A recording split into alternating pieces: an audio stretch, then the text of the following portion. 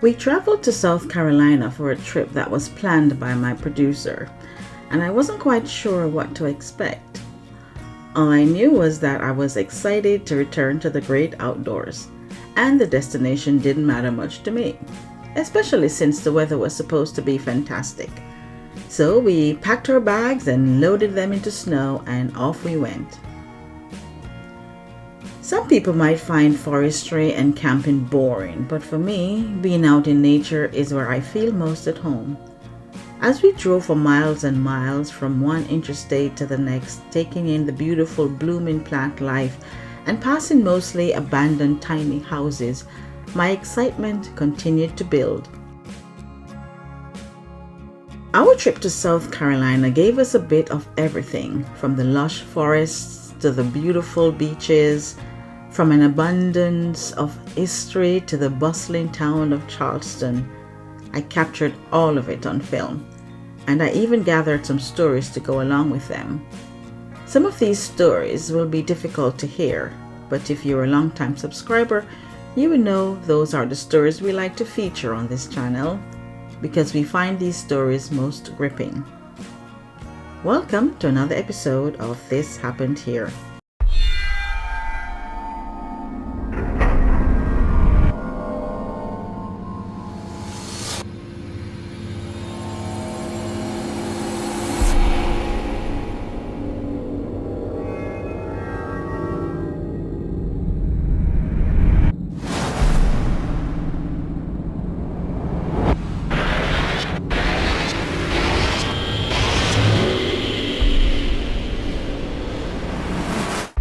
Our channel is dedicated to bringing you true and captivating stories from all over the United States and beyond.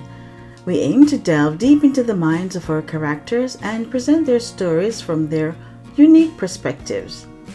For those who prefer to listen to our stories on the go, we offer a podcast version you can enjoy while driving, commuting, or relaxing in your favorite chair. You can find the link to our podcast in the description below, as well as on our website. If you enjoy our stories, we love for you to show your support by subscribing to our website, YouTube channel, Facebook, Instagram, and Twitter. Your support means everything to us. Stay tuned for more. There's plenty to come. I am your host, LT Bartek.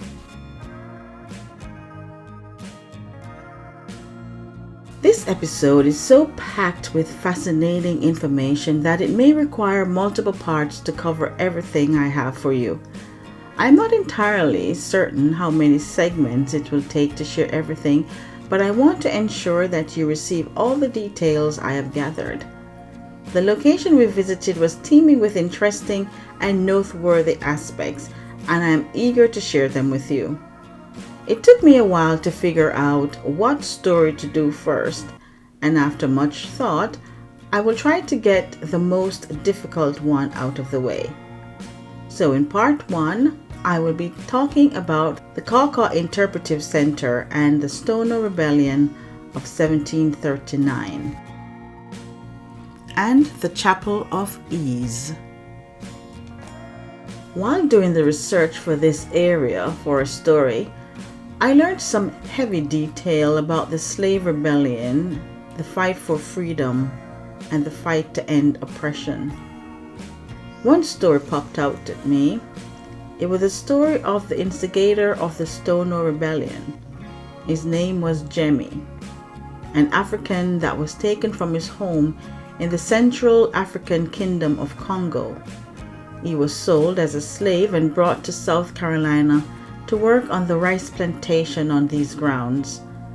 I need to tell this story from his point of view, based on how my mind perceived it. So here goes. Jemmy stood and stretched his aching back and wiped his face into his tattered sleeve, wiping away the sweat that had rolled from his brow and into his eyes, blinding him. It was August and the heat was deadly, working all day on the rice plantation in the sun here in South Carolina. Using his hand to shield his eyes, he looked over at the vast areas of the rice field left to tend, and at his brothers and sisters struggling to keep up the pace for fear of being beaten by the white man. He was lost in thought as he remembered his home, peaceful and vast, just like this, but he was free, and he was not called Jemmy. That was the name he was given, and he hated it, but didn't have the power to change it. He felt the burning sting of the whip as it tore the flesh from his back and the white man shouting, "Get back to work!" Jimmy gritted his teeth and bent to pull at the leaf blade of the rice plant. The sweat seeped into the open wound, making him grit his teeth against the pain. He heard the sloshing footstep of the man passing to whip the young girl 10 feet away. That hurt Jimmy more than the whip he had gotten, and his blood boiled. He stood up and looked at the white man's back, daggers in his eyes. This was too much. His brothers and sisters were dying from yellow fever, malaria, sunstroke, illness inflicted by the white man, and the occasional hanging. Though the thought had been at the back of his mind from the moment they threw him on that boat heading to America, at this moment he decided now was a time to do something about the oppression of his people, even if it meant death. Only the whites were given medical treatment for malaria and yellow fever, and his brothers and sisters were dying daily.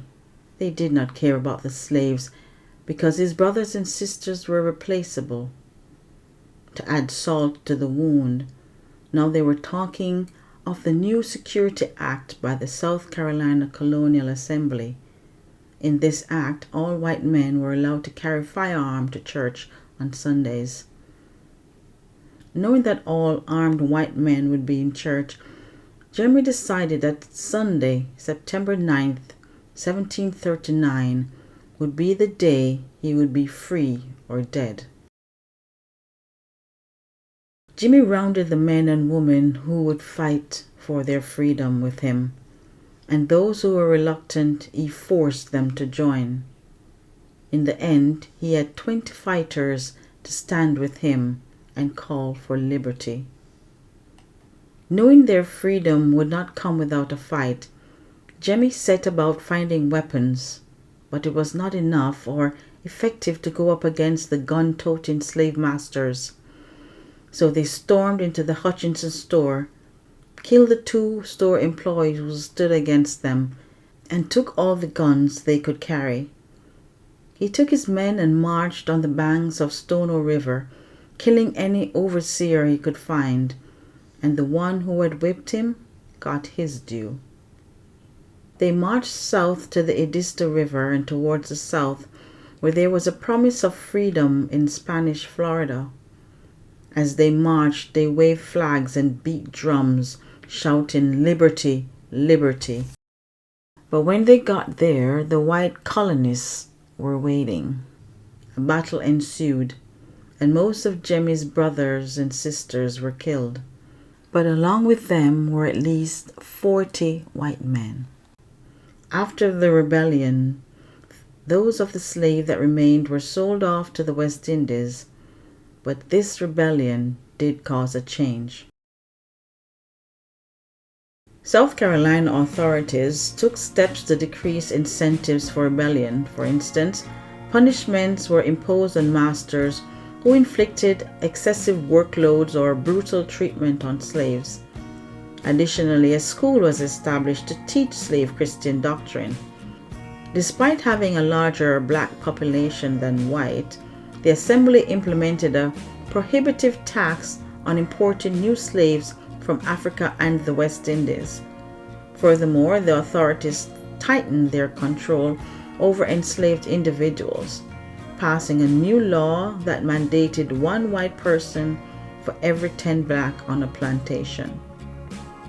But the rebellion also brought about the Negro Act of 1740, which prohibited slaves from growing their own food, congregating in groups, earning personal income, and learning to read. The Caw Caw Interpretive Center, established in 2000, delve into how the rice-growing region of Africa have impacted South Carolina's Low Country region, examining its history, culture, and landscape. Notably, it served as the site of the largest organized emancipation effort by enslaved people in English North America, the Stono Slave Rebellion of 1739. Caw Caw Interpretive Center is now being assessed for inclusion as a National Historic Landmark and a key component of Charleston, South Carolina's application for World Heritage Site status. Meanwhile, the McLeod Plantation Historic Site, which opened in 2015, focuses on the stories of almost 100 enslaved individuals and their dependents who were associated with the former cotton plantation and their ongoing struggle for freedom. This interpretation extends to the present day, and the site is dedicated to promoting discussions about racism and social justice. Today, Caw Caw Interpretive Center, a member of the National Park Service's National Underground Railroad Network to Freedom Program, is a low-impact wildlife preserve. The next interesting place we visited was the Chapel of Ease. As we stood on the grounds and walked around the small graveyard, I could feel like walking through a fog the ancient history of this place. I was a little perplexed, though, by all the coins thrown on the graves. I wonder what that is about. If you know, please tell me in the comments below. Two stories stood out for me with this site. First up is the story of the Chapel of Ease. I will tell this story this time from Captain William Oliver Perry Fripp. Captain William Oliver Perry Fripp sat beside his wife with a slight smile on his thin lips as he watched her lean and turn to say hi to everyone that was close to the pew they were sitting on. It was Sunday, November 4th, 1861. Finished, she turned and smiled at him, squeezing his hand and pulling it into her lap. Minutes later, the band began to play the opening hymn, and they stood to sing. He struggled to hide the smile his wife's off-key shrill voice threatened to bring forth as she sang off-key to every line. But he didn't marry her for her singing, if you get my drift. She was a beautiful woman inside and out, and he was in love with her. He glanced at her and she smiled up at him. He loved that smile, and at that moment he felt at peace. Another thing he loved was this beautiful church built by rice and cotton farmers and by one of his ancestors who needed a church closer to home, one that they could worship at instead of traveling for hours to the main church. The Chapel of Ease, also known as the White Church because of the white glow it puts off due to the oyster shells and lime that were used to build it, right here on St. Helens Island, South Carolina, in the year of our Lord 1740. At the end of the hymn, the preacher told them to sit and began to belt out his sermon. Suddenly, there was a loud bang as the doors at the back of the church were forcibly pushed open. A messenger rushed to the altar and handed a note to the preacher instructing him to read it aloud. The preacher took a moment to read the note, fear growing on his face with every moment. A chill ran down Fripp's spine as he waited for the preacher to speak. Finally, he looked up, his eyes connecting with Captain Fripp. "Union soldiers are about to invade Beaufort," he said. His voice sounded dry as he forced himself to get the words out of a mouth that had lost all moisture. Fripp's tranquil Sunday was now over. He heard the soft sob of his wife, and putting his arms around her, he pulled her close and kissed her forehead. "It will be okay, my love," he whispered. He loaded her onto the carriage and heading home. Sensing but not knowing for sure, if life will ever be the same again. In 1886, a forest fire destroyed the chapel, and since then there has been no more worship service held there. At one point, though, the church was used by Northerners as a school to educate and train the Freedmen. One interesting story about this chapel is the story of the mausoleum. The mausoleum was built by W.T. White, a stone cutter who was a resident of Charleston. In the mausoleum are the remains of Edgar and Eliza Fripp. Soldiers broke down the doors thinking they could find treasure in the mausoleum, but when they didn't, they left it destroyed. Workmen took it upon themselves to totally brick up the entrance, but the next day they came back to find all the bricks pulled down and neatly placed in a stack on the ground by the door. Not knowing who could have done this, as there was no one around that could and would do this, they chalked it down to supernatural intervention and left it as is. Today the mausoleum is empty, the doors only half sealed, and it still stands as it did somewhere around 1852.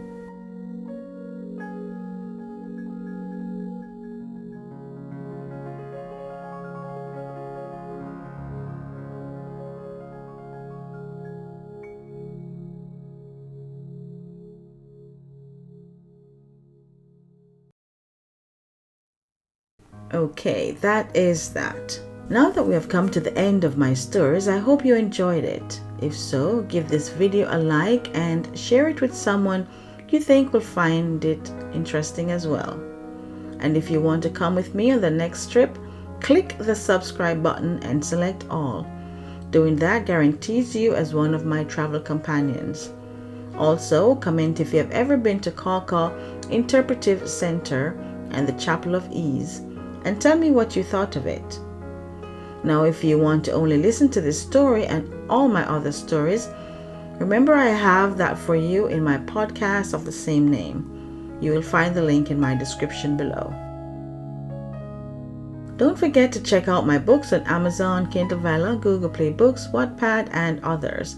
And if you want to support this channel and help me get to more places to find you lots more stories, I have a Patreon link below for that.